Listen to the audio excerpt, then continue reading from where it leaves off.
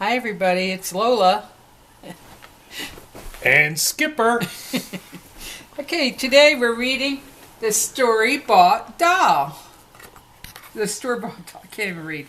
By Lois Meyer. I used to be a better reader. Once there was a girl named Christina who lived on a farm with her mother and father. Christina had a red and white rubber ball. She had a skipping rope and a calico bean bag. Best of all, she had a rag doll named Lucy that her mother had made for her. I think Laura had a doll I made for her. Every morning, Christina helped milk the cow and feed the chickens. Then she helped dry the dishes and sweep the floor. Wow, I want to live here. And every afternoon, Christina played with Lucy. She gave Lucy rides in the old wheelbarrow. She had tea parties with Lucy. They used walnut shells for cups and little flat rocks for pretend cookies. She climbed the apple tree with Lucy and told her special secrets. And every night, after she ate supper, she had a bath. Christina took Lucy to bed with her. She hugged Lucy and held her tight until they both fell asleep.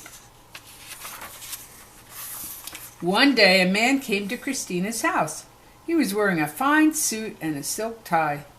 "I'm having trouble with my automobile," he told Christina's father. "May I borrow some tools?"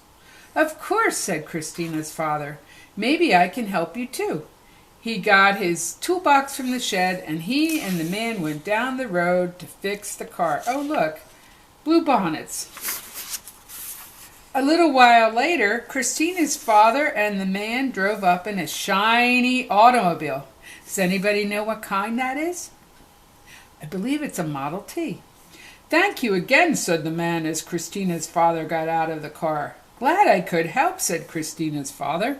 The next day, the man in the automobile came back. "You were so kind to help me yesterday," he said. "I wanted to give you something in return, so I bought a present for your little girl." It was a china doll. It had blue eyes that opened and closed, and silky yellow hair, and rosy cheeks and lips. It had on a pink satin dress with pearl buttons and real leather slippers. Christina could hardly believe her eyes. "It's so beautiful," she said. "I never had a real store-bought doll before. Oh, thank you." While the grown-ups sat on the porch and drank lemonade, Christina ran off to play with her new doll. She left Lucy lying in a heap on the steps. Christina brushed the doll's silky yellow hair. She unbuttoned all the pearl buttons on the pink dress, and then she buttoned them up again. And she rocked the doll in her arms and watched its eyes open and close. But she couldn't give the china doll a ride in the wheelbarrow because she was afraid the pink satin dress would get dirty.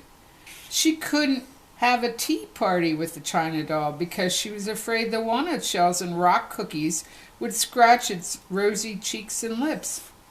And she couldn't climb the apple tree with the china doll because she was afraid the doll would fall and break. Late in the afternoon, Christina stood on the porch with her mother and father and waved goodbye to the kind man as he drove away. Aruga, aruga. And that night, after she ate supper and had a bath, Christina put the beautiful new doll in a corner of her room, and then she crept downstairs and picked up dear old Lucy. She took Lucy up to bed and held her tighter than ever until they both fell asleep. The end.